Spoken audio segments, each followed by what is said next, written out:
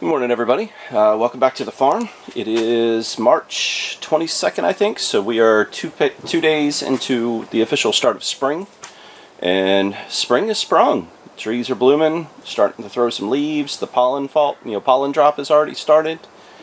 You might be able to see over my shoulder right here. We've got our tomatoes started. Those are some tomato grafts that we got started a few weeks back, and we've potted up. And we will be moving them into one of the hoop houses this week and getting the trellising started so we can start tomato season. I'm a little bit behind this year on where I wanted to be with tomatoes, but there's a variety of reasons. First and foremost, we have to move the high tunnels from plot 1 and 2 into the new field this year, and both of those high tunnels need to be recovered in plastic. So we kind of made the decision that we are going to go ahead and run tomatoes and in those old tunnels, and then we will move them after the tomatoes are done. But in the meantime, we have some other things to get done in that new field involving tunnels, and we'll get to that part later. But we're starting this morning off in what used to be the hydroponic greenhouse, and now this is kind of a small propagation house and storage. We've got some potting soil behind us that we use for starting plants, and we are using part of this as a little nursery. I don't know if that's coming through very well or not, but in here we have a few hundred pepper plants of different varieties. We'll get those transplanted out, and some of these will be for sale at market. We also have some bok choy going on there, but that's up for transplant. That'll be moved into one of the plots here soon. But overall, let's see what else we got going on. You can kind of see over my shoulder as we walk, the hydroponic table is gone. This has been turned completely into a prop house. It is a bit of a mess. Lots of chaos everywhere all the time. But it's mainly where we do our microgreen potting, and we do all of our seed starting and soil blocking and all of that stuff, and then we transfer from here up to the big greenhouse for things to get their, get started, get growing, things like that. Coffee's still kicking in. Let's head out the door and around the corner. This is going to be a full farm update, so maybe 15-20 minutes worth of walking around looking at stuff, and we will update you on where everything is as we're doing that. Let's see, that was the propagation house. We're just going to kind of move in order as we walk through. We have 2 little chicken coops going on, and one of them is severely understaffed right now. So that means that we are starting some new baby chicks. We did a live video with them a couple days ago. We posted them. But we have a dozen new chicks in the brooder in the house, and we'll have them there for a couple weeks and then move them outside as weather gets more stable. But we're adding a dozen to the flock this year. And perhaps next year we might do a bigger addition, but stick around, we'll get to that later. So, let's see what else we got going on over here. We are moving into plot number 1. Now this particular plot is in disrepair, I'll admit that. This was the very first plot that I started to garden or farm when I built this house 15 years ago. And it's been kind of the spot for it ever since. It's had its ups, its downs, and whatnot. The soil quality has definitely improved over time. The compaction is still an issue. Water retention is still an issue. So as we build more next door, we're going to phase this one out completely and return it just to yard. Grass will grow over and go back to being a part of the front yard. All right, so let's take a look at what we got going on in plot 1, the oldest plot that we have. And like I said, some of it's in disrepair, but that's kind of by design because we're phasing this one out over the next 2 to 3 months. So let's take a look. Up here we have fresh row of broccoli. We had planted a bed of this earlier in the winter and covered it up with the bug netting. I left town for, a week and a half, and I came back and they were all gone. So I don't know if a rabbit got in there or if it was cutworms or what the deal was, but we did lose that bed of broccoli. And we did manage to keep like a half a dozen crowns, which are coming due now. and then we did replant that, and it's been covered with bug netting up until yesterday in order to keep the rabbit out of it. Here in the middle, we had 2 half rows of celery that we put in last fall. They did really good. They were just starting to set some decent stalks and have a harvestable crop. And we got hit by that first really nasty freeze in December. I didn't have them covered well enough, and we lost most of the plant to sub 20 degree temperatures. So we came in and we cleaned all the dead growth off, and we covered them up and kind of held tight, and they started to recover and regenerate. And about a month later, January freezes hit, and it knocked them all the way back again. And that second knockback killed a lot of the plants. We've left some where we found the heart of the plant was still good, but you can see most of the ones that we left are ones that were in the middle. The ones on the outer rows, we had 3 rows, the ones on the outer rows completely frozen off and killed. So what we'll be doing with these rows this year is letting some of the celery finish out, and we'll get a little bit of a harvestable crop off of it. Not much, but the tomatoes that we have grafted and started will be going in the back here. We have around 20 or 25 grafted tomatoes, and we have a few that just didn't take grafts that will just be an heirloom or a standard plant that we put in and hope that it survives the wilt in the summer. Over here we have some winter kale. This did really well. It held through the winter. It didn't burn. We didn't have a lot of dead loss, but in those really cold temperatures it also really didn't grow much. So we have fed it and given it ample water, and we're giving it some time to recover. And based on what I'm seeing in the leaves, we should be able to start harvesting probably next week or the week after, and harvest consistently until mid-June. Let's see what else we got going on here. These raised beds, they are in complete and total disrepair. They're made from non-pressure treated wood, and when you put biologically active soil on non-treated wood, it eats the wood very rapidly. These beds are only about 2 or 3 seasons old, and they are completely falling apart. In fact, they probably needed to be redone last year, and the plan was to put up some metal ones next door and move this dirt over into the metal ones, and we can just keep it going there. That will happen. It just hasn't happened yet. So in the next, month or 2, we will spend the money and get some metal beds for next door. And somebody proposed to us doing a sponsored bed where they purchased the bed for us, and we put it together, put it on the property, put a little placard on it that says sponsored by, and then they get to participate in deciding in what gets planted, and we take care of the maintenance and production, and it's kind of a joint venture between the sponsor and us as to what gets grown in it. And we're heavily considering that. If anybody likes that idea, leave a comment below, and we can provide some more details on that later. But that's what's going on with the beds that are falling apart. So let's hop over to plot 2 and take a look at what's going on in there. Okay, over here we've got some spring chard coming up, and you can see that in that half row right there.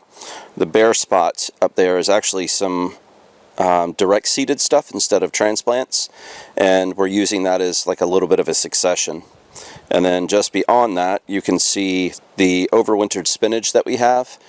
We're going to rip that out this week. That spinach did fantastic in the really cold weather, but in the last 3 weeks, despite being fertilized and heavily watered, it is not doing anything at all. It's not growing, it's not getting more dense, it's just basically dormant. It's just sitting there.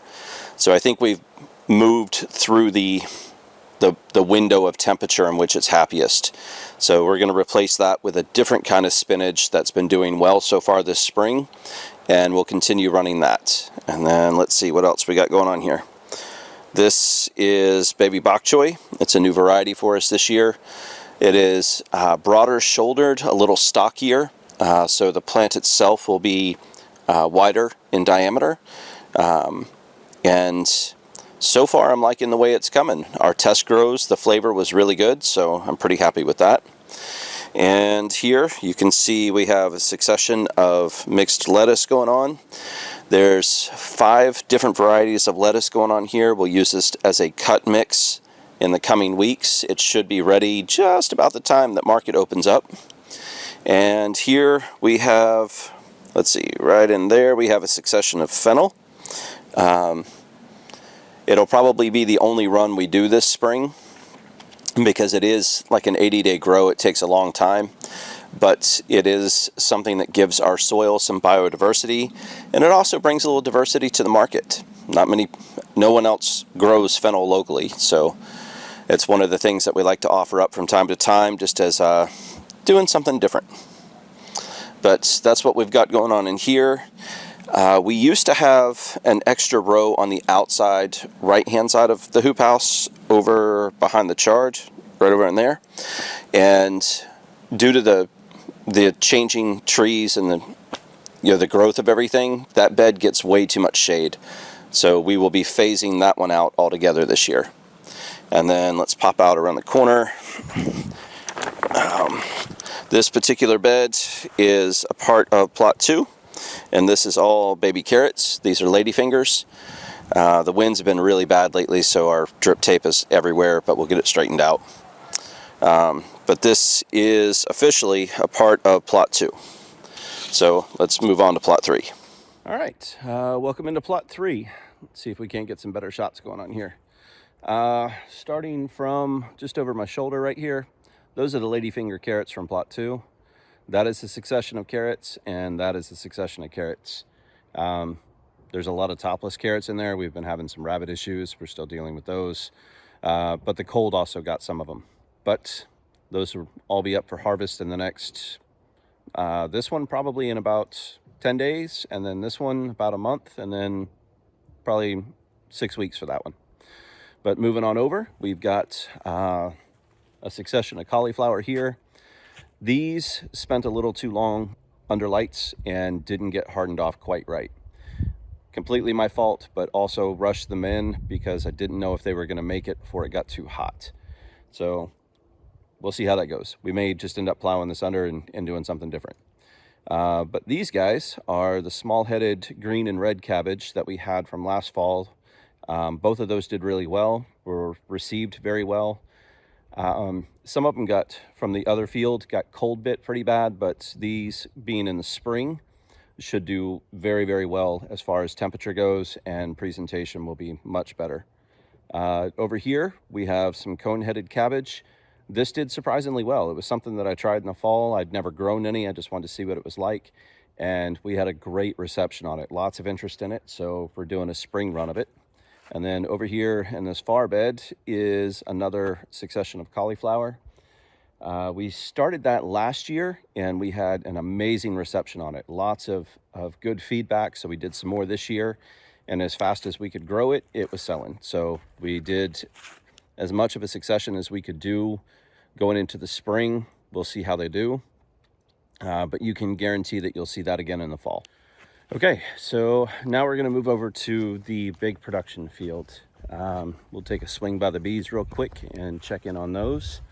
But I want to bring you up to date on what's going on next door. Chris, you've been hounding me for an update video. Here you go.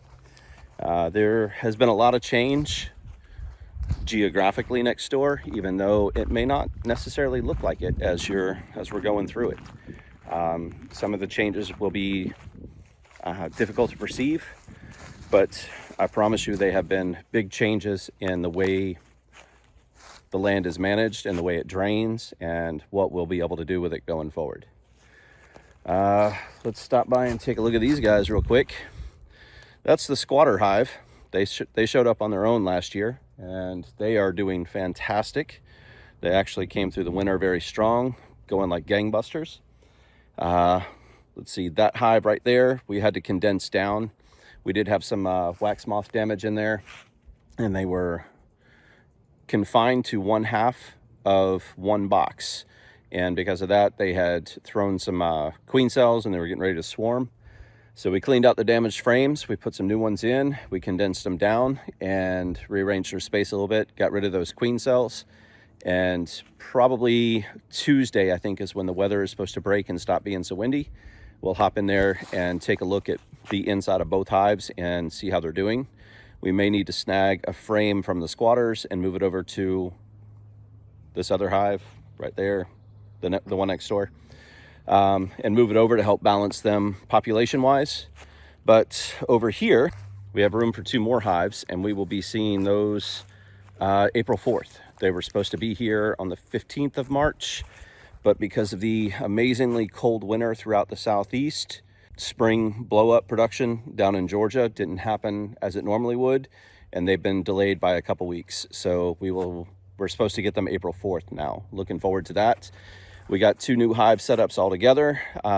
We got them painted. I need to finish putting the wax in, and those will be ready to go by midweek. That's kind of my nighttime project. But let's head on next door and see what else we can find. All right, as we move across into the new field 2 as we call it. When last we talked and we did an update, we only had part of one section built. So each section is about 1/3 of an acre, and it is comprised of 24 beds.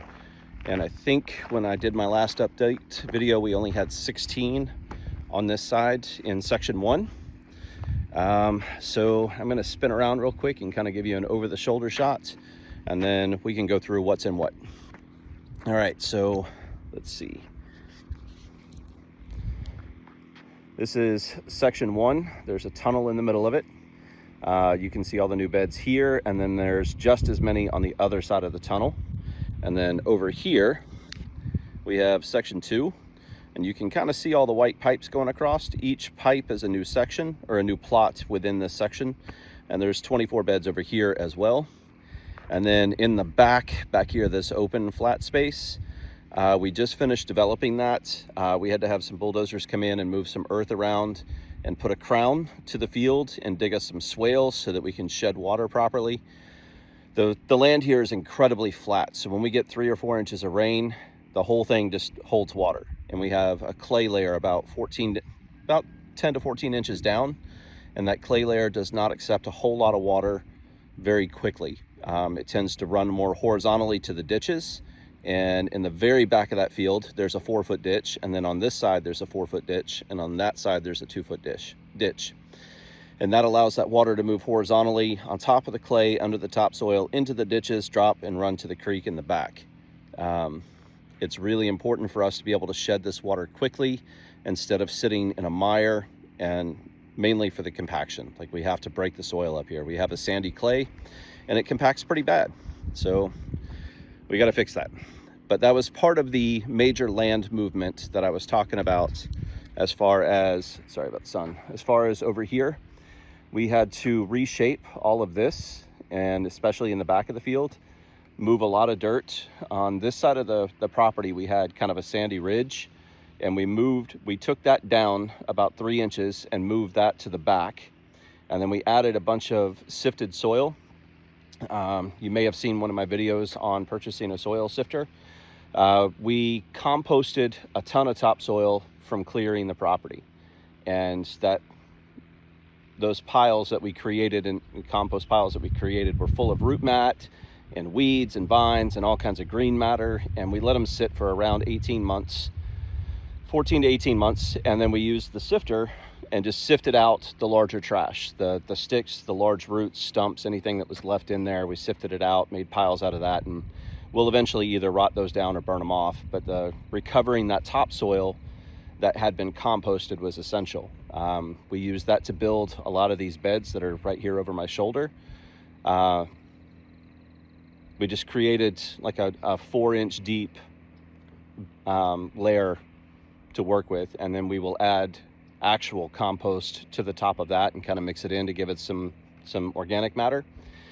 We have pulled soil samples on all of this and had those sent off, gotten them back, and we've already started loading these beds with the recommended amounts. We had to order some more phosphorus and I think potash in order to finish that up. So we'll be getting to that here pretty soon. I think there's 11 that still need to be amended to bring them into basic recommendations. And then we will do another test in a year and see how all of that settled out. And then we'll adjust our nutrient load from there. And then after that, we'll be on an every 2-year cycle. Let's take a look at section 1 though, and we'll kind of go through what we've got planted and what we've got moving, and then we'll take a look at the new greenhouse. Okay, let's see. Starting over my shoulder here, this is section 1, plot 1, and in this one we're doing a rotation of mixed greens. We've got 2 different types of mixed greens, and we're doing 25-foot sections in each row, and then we'll go all the way across those 4 plots, back and forth, just kind of every 10 days we'll put in a new succession, and that should give us a nice round rotation. By the time we finish bed number 4, we'll be able to replant number 1. And historically I've always changed what I was doing in a bed. So if I ran brassicas, like mixed greens in a bed, and then I would run like radishes or turnips next, or carrots or something else, I would try and flip a bed and rotate it every single time. Reading some of Jean Morton Fortier's work, he tends to run plots for an entire season, and then he'll rotate it the next season. And now that we have more space, I would like to try and employ that. So things that you see in one spot will probably stay that for most of the season, or at least through the spring. So this plot right here, we will continue rotating greens through it all the way through the spring. We'll see what happens in the fall. This plot here, so you can see this bed up has been turned over right there. That one has got some mixed lettuce in it. We're using some blends from Johnny's for that. The bed next to it right there, that one is up to be planted this week. We're not going to do anything with that yet. It may turn out to be head lettuce that we transplant in, because we do have some that needs a home, and that's an empty spot, so we may put it in there. Under this little tunnel right here, we have a mix of things going on. The purple ones are a Merlot Napa cabbage, something new we're trying this year. The green stripe in the middle is some radish that we interplanted because they come out in about 25 to 28 days. The cabbage takes twice as long. And then behind the cabbage is mixed head lettuce and some romaine lettuce. The romaine is something we're trying this year. We haven't done in the past.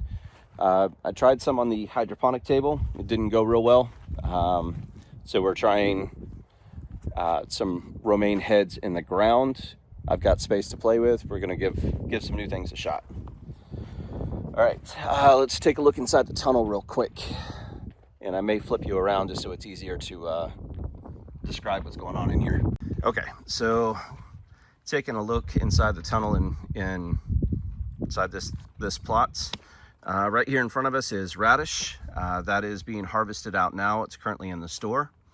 This is one of the lettuce mixes from Johnny's. That'll be in the store this coming week. And then back here was mixed greens. We just finished selling those in the store. And in the row behind it back there, those little green guys popping up, that is a salad turnip. Let's see what else we got going on here. Back here in this row, those little short guys right there, that is another round of baby bok choy. And the white stuff is another bed of greens that we just finished off and terminated yesterday.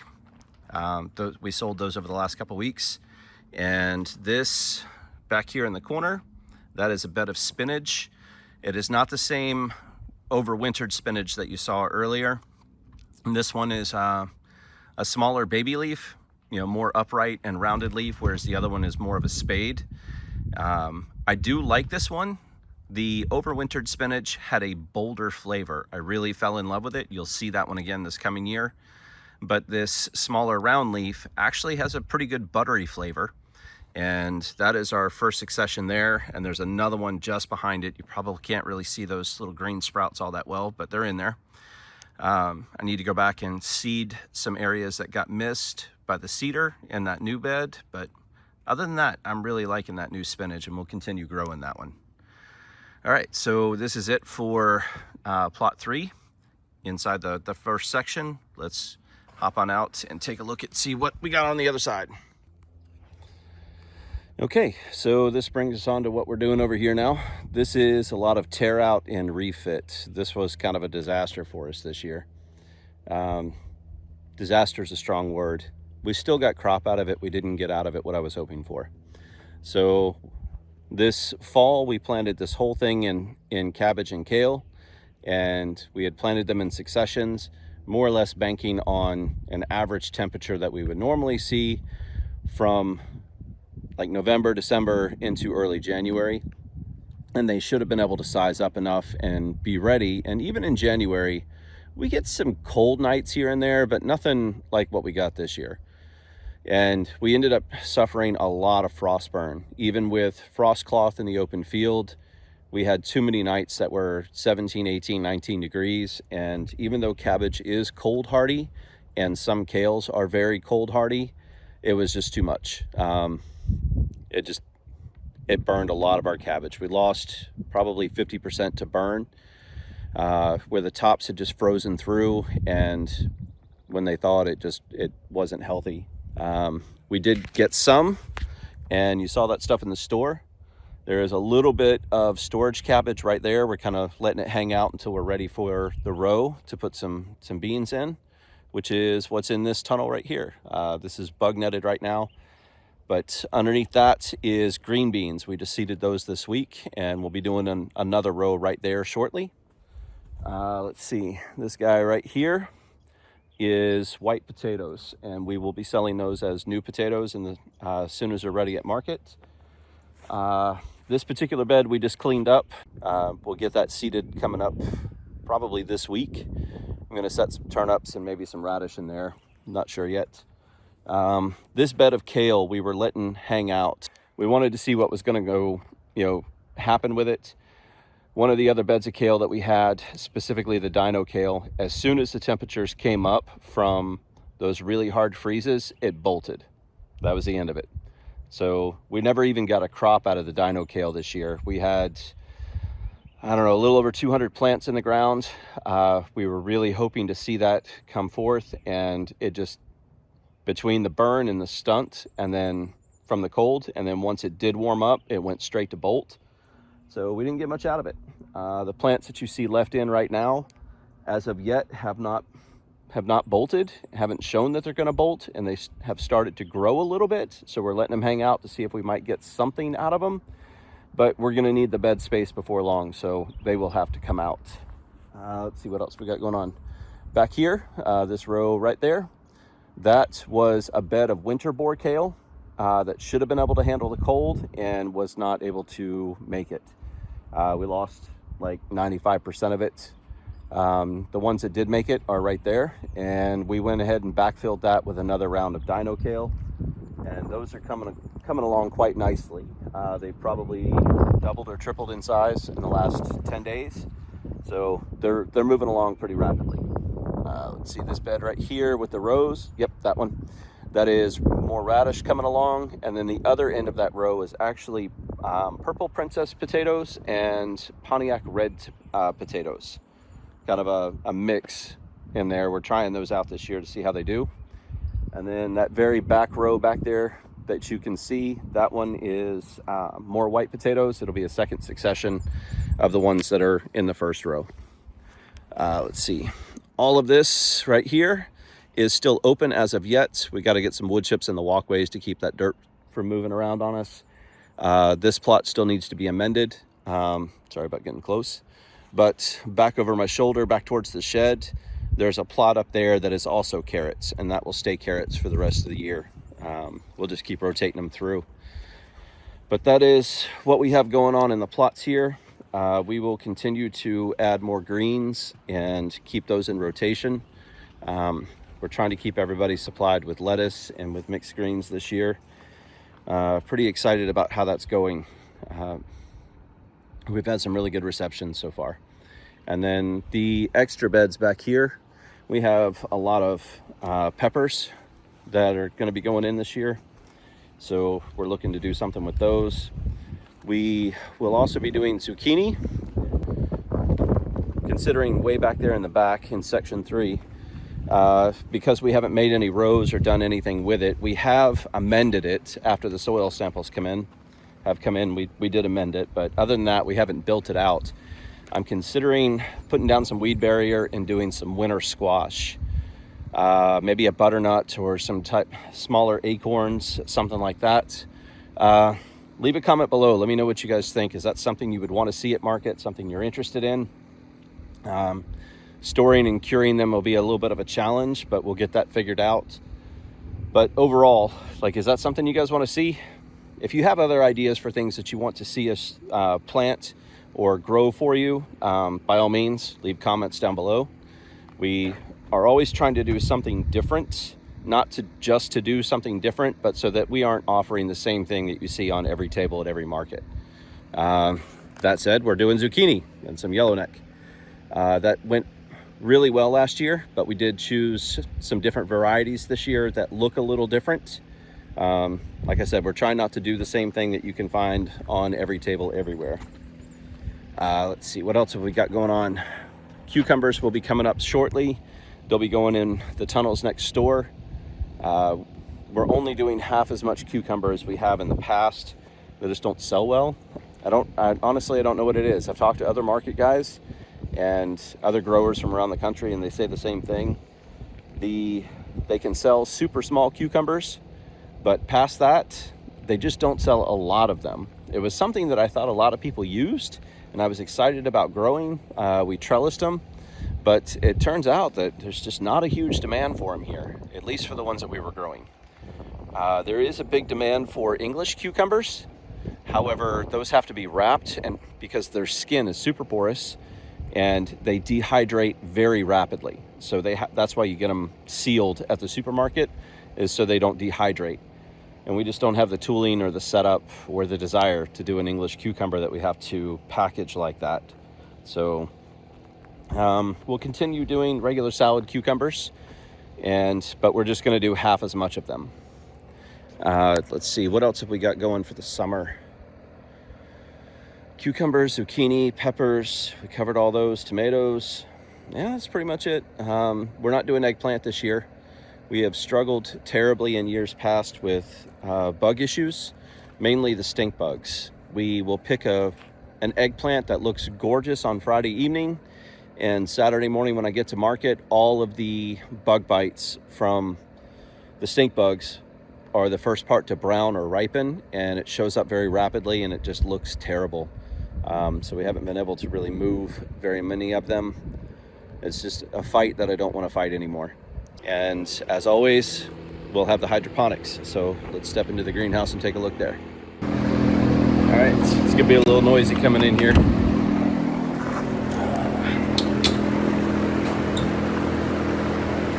Go ahead and shut down the controller so you guys can hear while we're in here.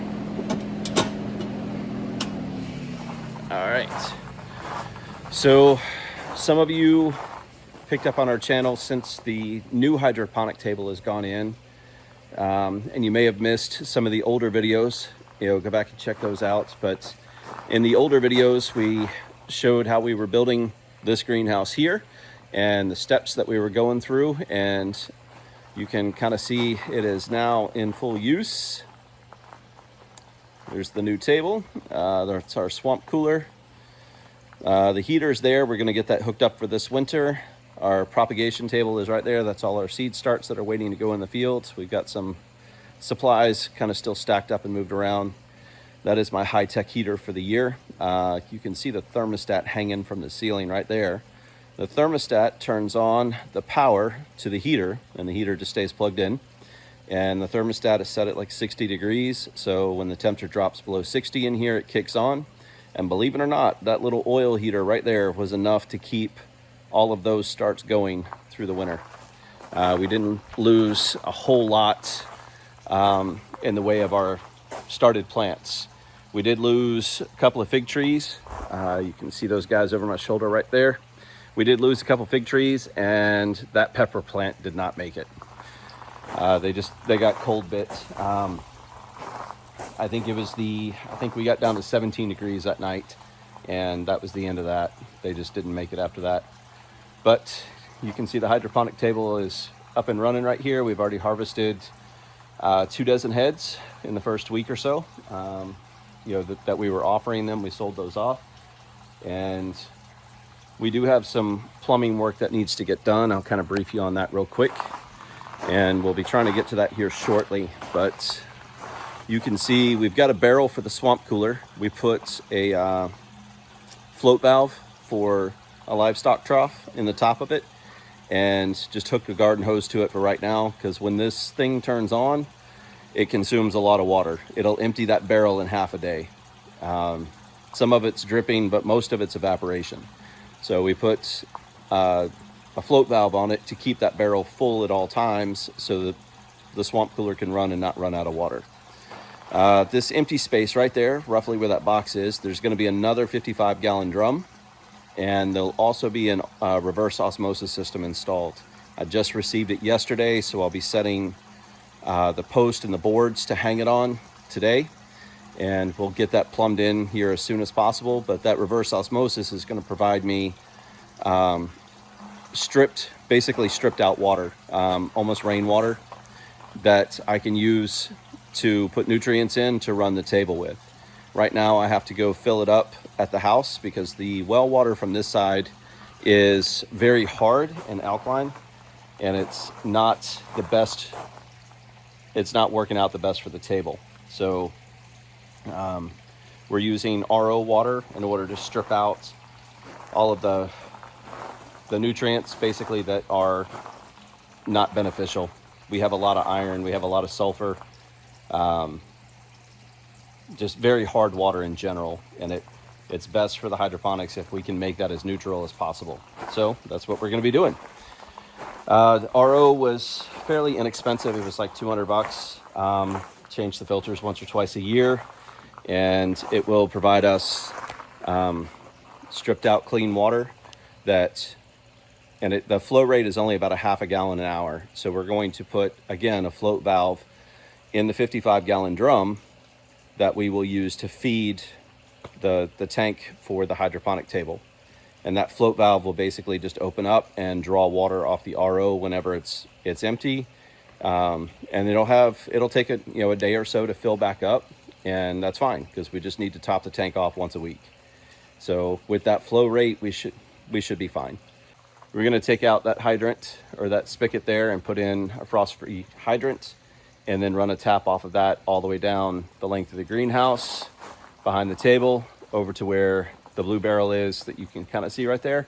That's where another 55-gallon drum will be, and the RO device, and that will all be plumbed into a float valve that keeps that barrel running. And we will also put in, like I said, that frost-free hydrant that'll provide me a tap that I can have a hose in here and water my starts and all that stuff. Eventually, we would like to get an automated misting system hung up and use that to water the starts, but that's probably down the road quite a bit, maybe next winter.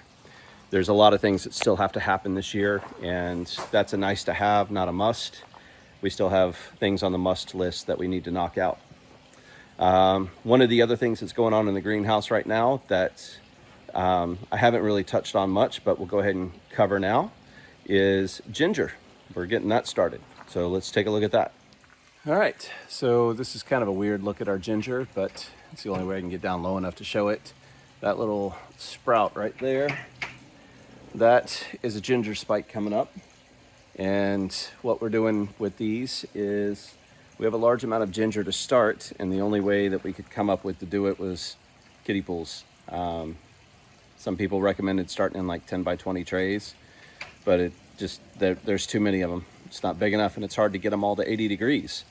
So in order to germinate them, we got a soil heating cable and ran it through and layered some different dirt in, and seems to be working. I don't know, let's dig one up and take a look.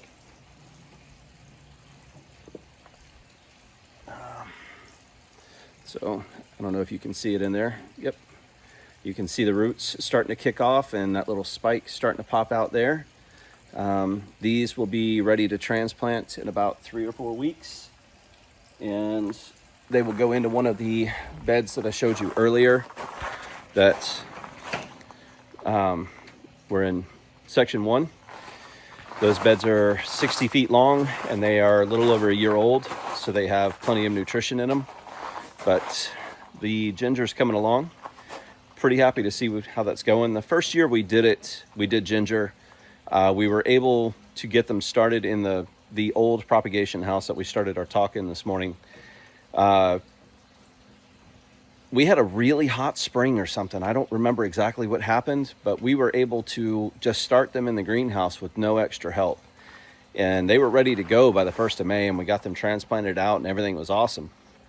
We had a phenomenal crop. The next 2 years running, we were not able to get them. We did everything exactly the same, but we were not able to get them to start as early as we needed. So they weren't able to transplant until first to middle of June. And by then we went straight to the hot, and that was it. They just never took off. They didn't do well at all.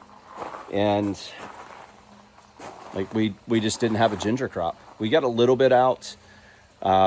We had enough for personal consumption and, for the neighbors, but as far as production, it was a crop loss. So we put our heads together and we're like, all right, with the new greenhouse, we should be able to get warmer sooner, and we'll supplement with heated cable, and we'll see if we can't get them up to temperature and get them going. So this will be the last year that we try ginger. If we can't get it to take off this year and grow the way we need it to, we'll just cancel that one as a crop. I hate to do that because I really do like having fresh ginger for myself, and I may just keep doing one for myself. But production level, it's just not there. The last 2 years it wasn't. So we need to make it viable this year and see where it goes. These fig trees that I was telling you about, these are leftover from last year. They're ones that didn't sell at market, but clearly they're still alive. I am not going to try to sell them. I am actually going to make a fig grove. And I've got 2 trees in mind specifically that I want to get some grafts, cuttings from this year, and get those propagated out. We need to turn this back on real quick and get those propagated out and get them started. I don't know what one of them is. I've just seen the fruit from it, so I'm going to stop and ask if I can take a cutting. The fruit is like the size of a baseball. It's huge. And the other is a fig tree that belongs to a friend that is historically always been a much heavier producer than mine, and about 2 weeks ahead of mine. So I believe it to be a different variety. Same size fruit, flavor's a little different, but like I said, it produces way heavier than my mother tree does, and quite a bit earlier. So I'd like to get a cutting from that tree, and we're going to build a small fig grove. And I can kind of show you where that's going to go just based on placement. We're going to put it on the south side of the field, southwest, whatever you want to call it.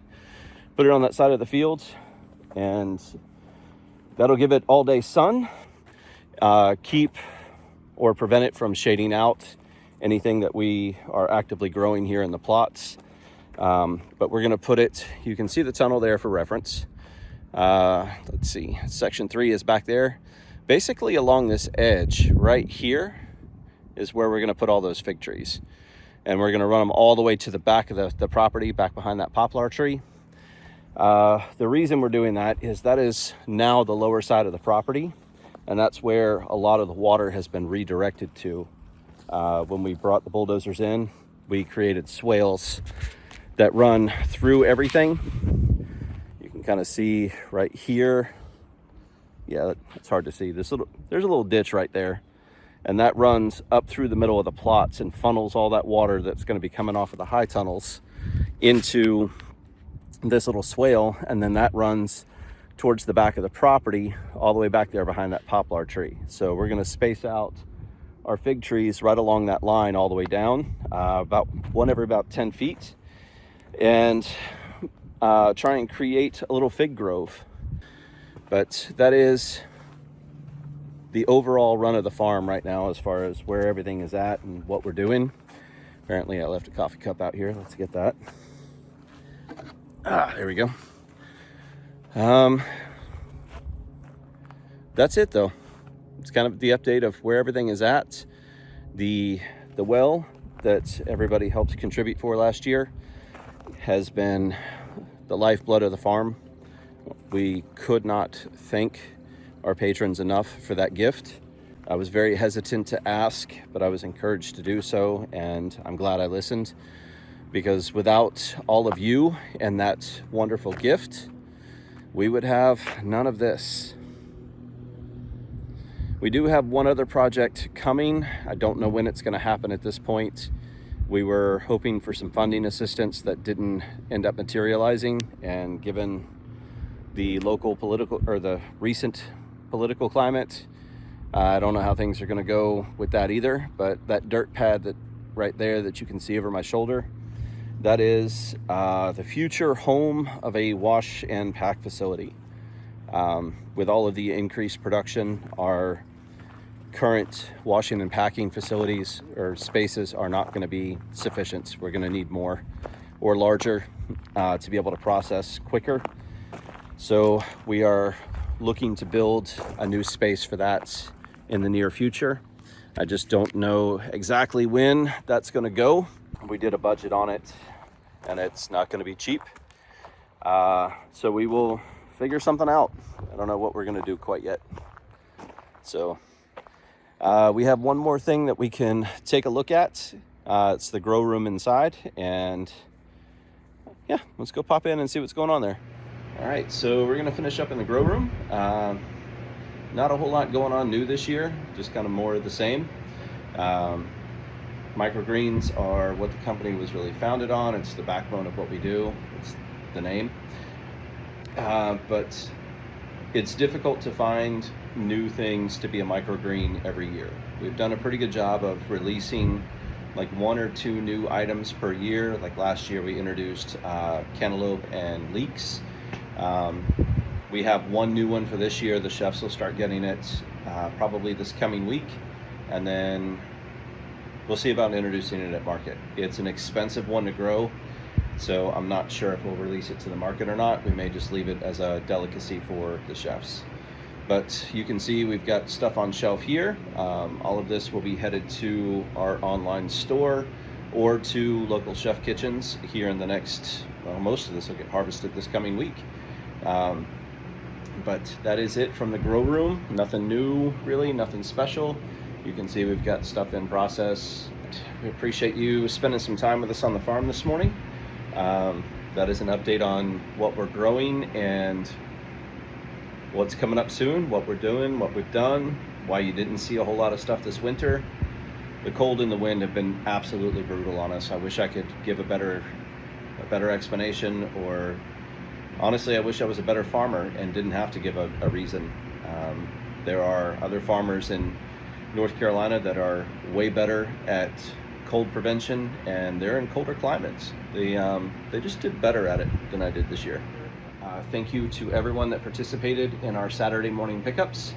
Those will be coming to a close now that market season's opening up for us, and we are really looking forward to seeing everybody there. Thanks for joining us on the farm tour, and this is your Spring 25 update. We'll see you soon.